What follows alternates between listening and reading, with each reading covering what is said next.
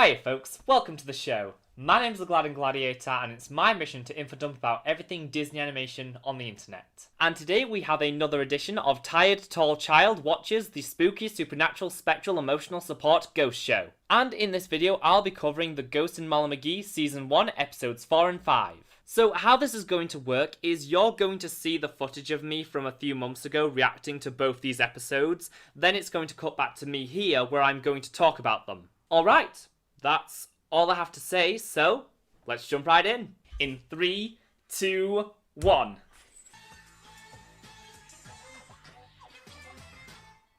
Oh, it's the McGee's cleaning song. Everybody's... Yes, another family episode. Oh, I love this family dynamic so much.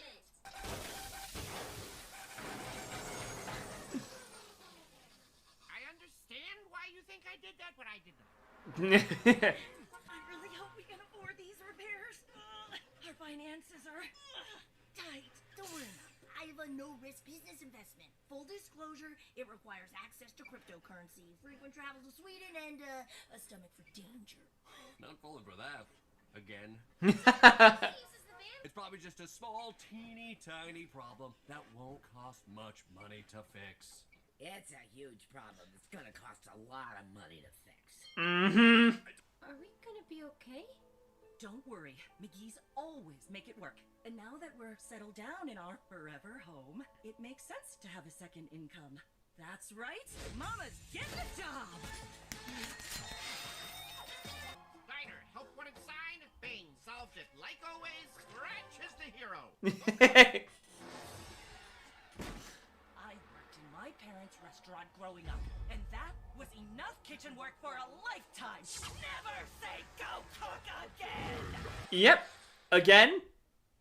She's got baggage. Don't worry, I'll take care of the van situation. I have no idea how to take care of this van situation. Okay. Well, we The can look at... newspaper? Do they even make Mom? newspapers anymore? Mom, I don't know. Okay, but they make apps. They make apps. Ooh, That was fast. Looks like I've got my first job. I'm gonna come with. This is a family problem, and if you're doing your part, then I'll do mine too. What's the gig? Oh. Don't belong here! Hang on, you foul beast!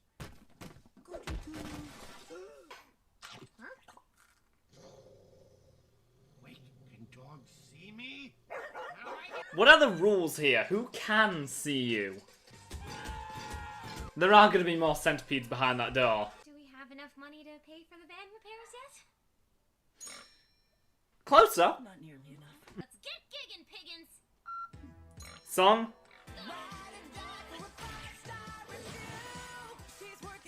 Well, that guy's dead. I'll add him to the list. Wait, what?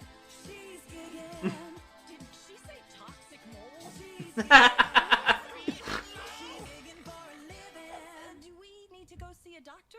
You'll be fine. You'll be fine, you're the main characters of the show.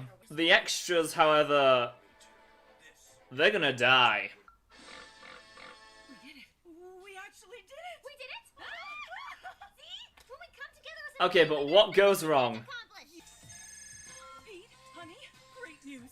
We just... Alright, here's what I'm thinking. What? Yeah, craziest thing. We were just Oh. complaining and only complaining. That is not what I thought was gonna happen. But you gave me your all to make us some money, and that's awesome. Look at you, always finding the silver lining. I should keep being a gig pig. Our family clearly needs the cash. Perfect timing. Let's see the job. Help me. Yeah. Yeah. Okay, first on the docket is episode 4A, Mama's Gotta Hustle, which was the first segment of the show to primarily focus on Molly's mom, Sharon. The episode is about her having to do various odd jobs for the people of Brighton through an app called GigPig, as the family are currently going through some financial struggles as they can't afford the repairs they need for their van. This was the first time I really started to see the show come into its own and take advantage of its full potential, as it was a very small scale but emotional story about the McGees as a family unit. Though personally I felt the comedy wasn't as sharp as the previous offerings. The funniest jokes that come to mind is Sharon's cooking related trauma and the toxic mold during the song, but outside of that, nothing really sticks out as particularly memorable. While all this is going on, Pete and Daryl find a mysterious door in the basement which they try and open, only to accidentally end up breaking the boiler. It's a fun distraction, and I really did like seeing all the duo's interactions, but it's not all that noteworthy. This was a really good episode to continue developing that family dynamic, which is quickly becoming one of the show's strongest attributes, which is kind of a running theme with modern Disney TVA shows in general.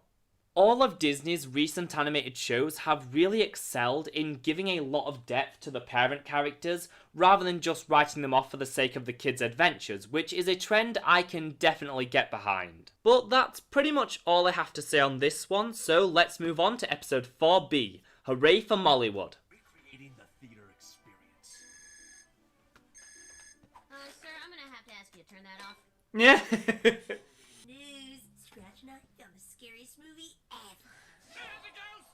And there's nothing scarier than ghosts. Yeah. Especially when they chew with their mouths open.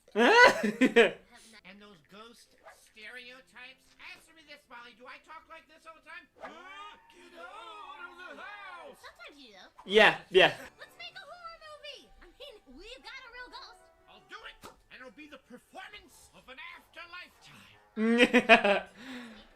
Oh. Are we sure Libby's not a ghost because her script is spooky accurate? Put this on. So degrading. That's gonna be a fan theory. Oh, no.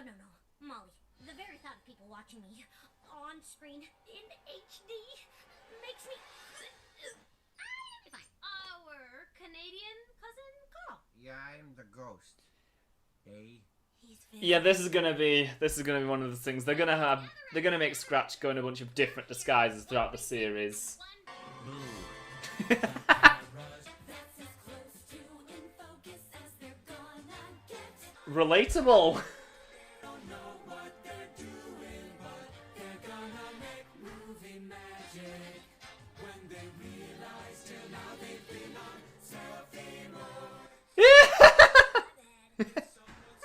Listen up, Andreas. Warm winds are blowing this spring. That's why I stay cool with... Whoa! Someone call the police. There's a fashion crime in progress. Oh. Making Andrea Davenport an hour movie? Molly McGee, you read my mind! Meet at the store warehouse tomorrow morning. It's where we shoot our commercials, so we've got all the sets and equipment we need. What? We're gonna make the best I still don't know how to feel about you. I'm still very much on the fence about Andrea. But don't be distracted by the razzle-dazzle, okay? We just gotta focus on our goal and... Oh. Baby corn, that chair has my name on it! This is the most beautiful thing I've ever seen. Second is the Grand Canyon, third is a baby deer learning to stand. Andrea had a few notes on my script. Okay. The lead character should be more relatable, Why not? aspirational, Sounds good. beautiful, but not know how beautiful she is. Is that a thing? Oh, and also, Mhm. her name should be Andrea. Okay. Yep. Who cares what the main character's called, as long as the... Oh no! The hitchhiker's ghost is coming to eat my soul! Thank goodness I'm wearing Swedish memory foam running shoes. Available now at Davenport's department store. Okay, that's a cut. You've got to disclose the brand deals, Andrea. Maybe we don't do product placement. I mean, you're the director, but it is how we're paying for I mean, could you imagine just an ad happening in the middle of a video right when it's about to get really good? Spoiler, it's both. You're replacing me? She can't do that. Well, you can still do the behind-the-scenes footage. Can't wait. Falls apart. I know it hurts. That's the best part. My daddy... Look, Andrea, we need to talk about... And they've turned the movie into Carrie. We decided to go in a bold new direction. Ghost, romance, gomance. But that's not even scary. I mean, it's terrifying for Scratch. Andrea, the whole point was to make a horror movie. Yes, the horror comes from the ghost spending an eternity having never found true love. That's it. Let's see how fast she can run in those Swedish shoes. This isn't the movie we set out. Let him go, Molly. Think about how you have sold us out to corporate sponsors for what? A chair with your name on it? Leave the chair out of this! Molly, I'd like you to meet family friend, visionary director Greta Gerwig. Hi, I'm Greta Gerwig. With Greta Gerwig attached, we'll have no problem getting international distribution. My chair. My beautiful chair. Mm-hmm.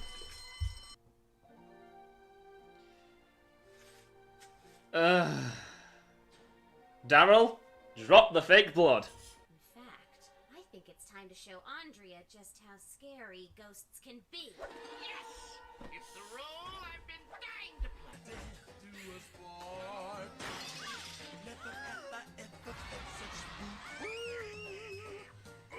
At least she didn't faint this time. It's progress. I knew they were going to do it. I knew they were going to do that the second they had her in that dress. I might have an idea. Okay, but what were Libby's thoughts on that? Because she just saw all of that. Wow, Carl really committed to his performance. You can't even see the wires. Wait, there aren't any wires. Carl, how do you... Look! Your name! It's in the credits! I'm a real writer now. Plot point, I said, mid-season finale, that's gonna happen. Libby's gonna find out. Hooray for Mollywood is one of those classic episodes about kids trying to make their own movie, which almost always leads to mental breakdowns and not so subtle jabs at the entertainment industry. This was the first time in which we saw Libby and Scratch interact on screen, although Molly had to lie about Scratch's true identity. And this is the part where I pretend I haven't seen the screenshots from the later episode plastered over Twitter and have no idea what's going to happen. I have no idea what's going to happen. After letting it sit with me for a while, I do fully believe that later down the line we will see Andrea get a redemption of sorts. I am just really getting heavy Pacifica Northwest vibes from her, and I'm starting to feel that her improving as a person is pretty much inevitable, even if it happens very slowly. Movie Magic was easily my favourite song of the show up to this point, mostly just because of how reminiscent it felt of early Phineas and Ferb in both its tone and self-awareness. We also saw the show introduce its first big one-off guest star as Greta Gerwig plays herself, which felt like a very Simpsons moment to me. It's so rare these days to see celebrities in younger aimed cartoons just play themselves, so that was really fun even if she didn't really do all that much. Add in a really great scene of Scratch terrifying an entire film crew and some Carrie references, and you have a very charming and standout episode from early on in the show's run. And now we're moving along to episode 5 with the next segment, Not So Honest Abe. Okay, here we go. The Ghost and Molly McGee Season 1, Episode 5. Not So Honest Abe and the Best of Nintentions. In 3, 2, 1.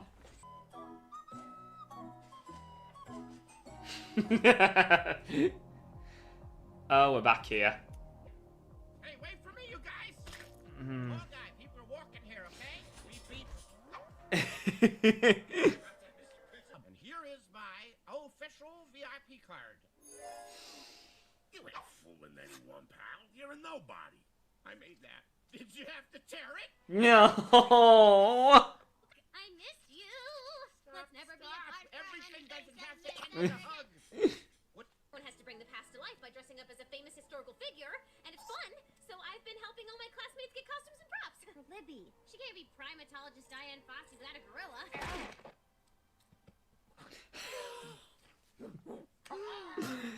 Amazing. Daryl, you're perfect. Huh? No. My presentation's about Abraham Lincoln, the most popular president. There's gotta be lots and lots of info about him out there. There's too much info! I've been studying for 9 hours. And you've known President Lincoln this whole time? You have to ask him to help me. Maybe I can still turn this around.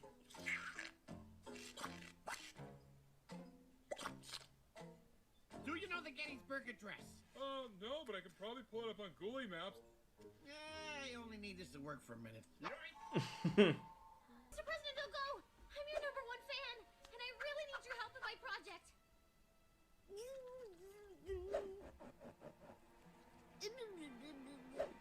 Well,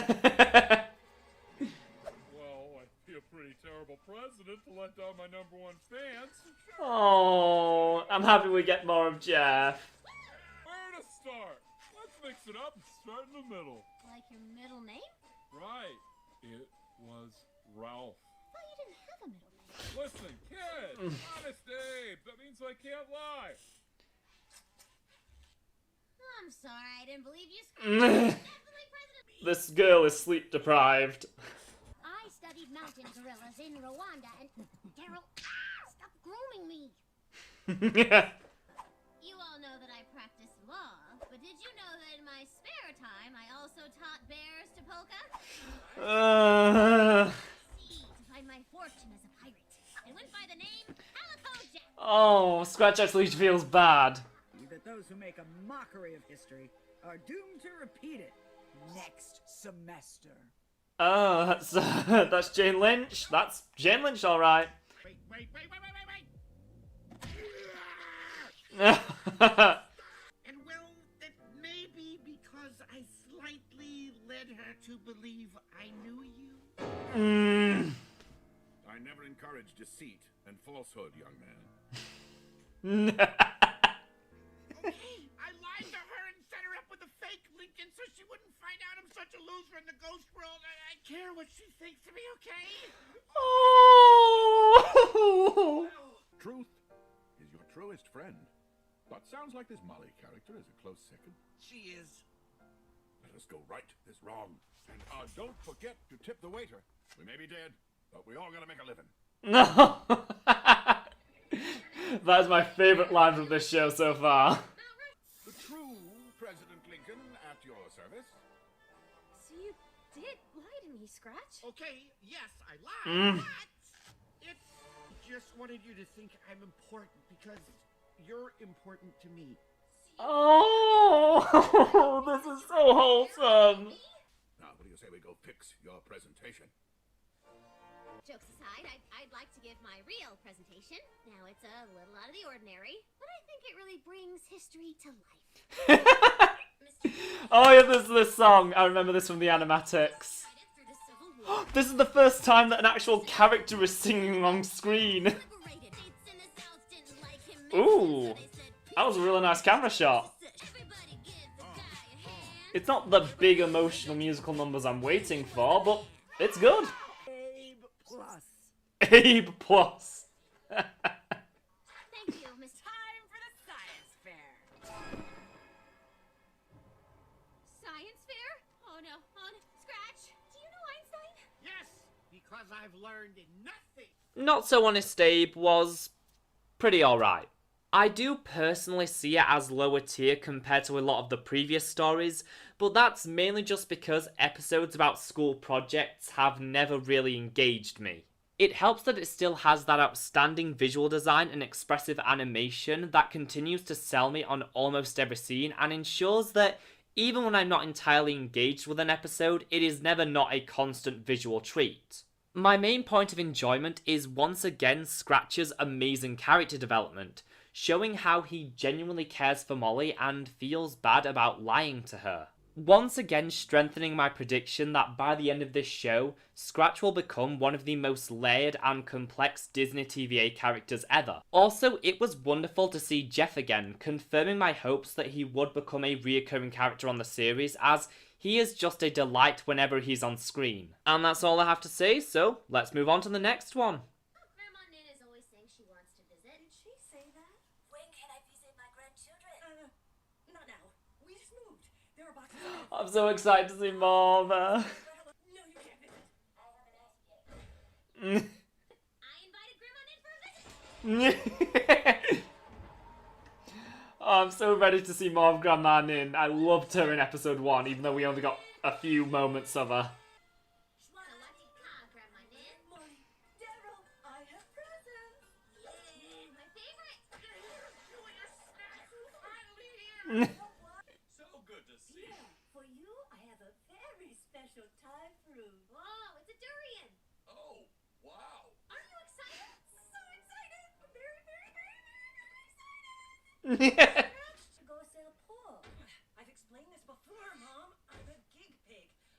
not involved. Usually. If Mom and Grandma and Nin are distant now, they might grow even further apart. Then Grandma and Nin may never come visit again. And I'll never taste an incredible snacks again. We have to get to the bottom of this problem. Eggs and burnt rubber. Hey, Dad, what's going on with... Oh, baby corn, what died in here? Hey, that's offensive. What's going on with Mom and Grandma Nin? I'm sensing tension. Yes, I'm sensing it as well. Speak of tensions. Then pray you don't get burned in the inevitable scorched earth brouhaha between Mom and Nin. Such is the way with the tensions. Cool. Good talk. Okay, so that's foreboding. What's the plan? Put him through a terrifying ordeal that'll bond him for life. Or we could gently remind them that they love each other. I mean, if you want to do the least fun way to do that, then... Oh. And another song.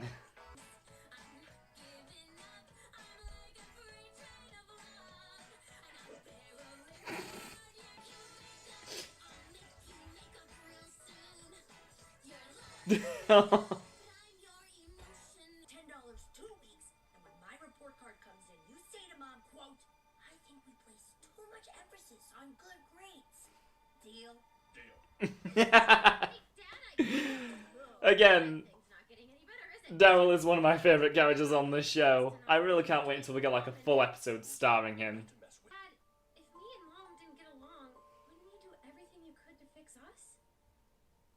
Oh. Sharon, you can't hide under the bed until your mom leaves. Hey, we need to talk about the tensions. Could she still be mad that we eloped? Is that it? Because we never had a proper wedding? Stay out of it, Pete. Oh. Grandma Nin! We gotta throw a wedding for Mom and Grandma Nin! What you mean, Mom and Dad? Scratch, everyone knows weddings are all about the parents. Two-headed... surprise! Happy wedding day! Also, I made... She works fast. Oh, exciting. If this is what will finally make you happy, then Pete, we're getting hitched.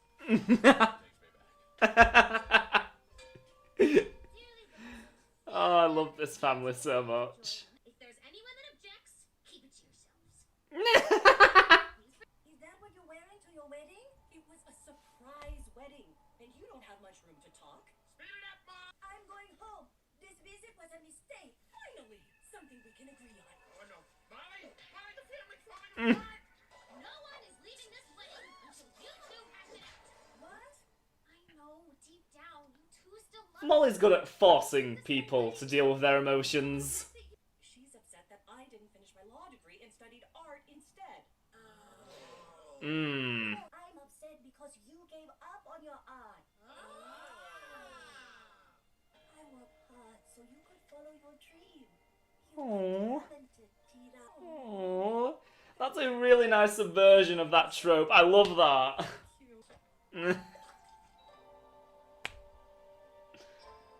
Oh. Almost forgot. A gift for you, Sharon. Bye, Mom. Bye, Nin. What is it, Mom? Oh. The post office has flat rate boxes. You can ship anything. And the final segment I'll be looking at in this video is episode 5B, The Best of Nintentions. A stunning end to the show's introductory period that finally brings Molly's grandma Nin into the fold. The episode is about Molly wanting to repair the fractured relationship between her mom and grandma by trying to figure out the source of the tension between them. This is a story I hardly ever recall seeing in a show like this, and I loved experiencing how they explored the relationship between Sharon and Nin and worked towards amending it. This is the show's first big emotional episode, and I felt it was effectively built up and handled its central conflict well considering its short runtime. I also liked exploring this new side of Sharon, learning more about her past and her dreams of being an artist that she had seemingly given up on. This is an episode that offers a lot of subversions to tired tropes that we're all sick of, I mean, when was the last time in a piece of media you saw a parent actively encouraging their kids to pursue a career in the arts? Another thing I have to appreciate is how they handled the dynamic between Grandma Nin and Pete. It is incredibly refreshing to see a positive relationship between in-laws. This is my favourite segment of the show so far, and feels like a really great culmination of everything the series has been building up to over its first few episodes, making me incredibly excited to check out whatever's next. If you happen to be new around here, feel free to subscribe and comment down below as it helps me out a whole lot. Also, liking the video wouldn't hurt either. And as always, a huge massive thank you to the wonderful, beautiful soul Caleb Abington for supporting me over on Patreon. If you want to support the future of this channel and me as a creator, you can do so by heading over and becoming a member of my Patreon, which will be linked in the description and comments down below. But of course, it's entirely optional, and I greatly appreciate every single person who watches and enjoys my content. Thanks so much for watching, folks, and I'll see ya real soon.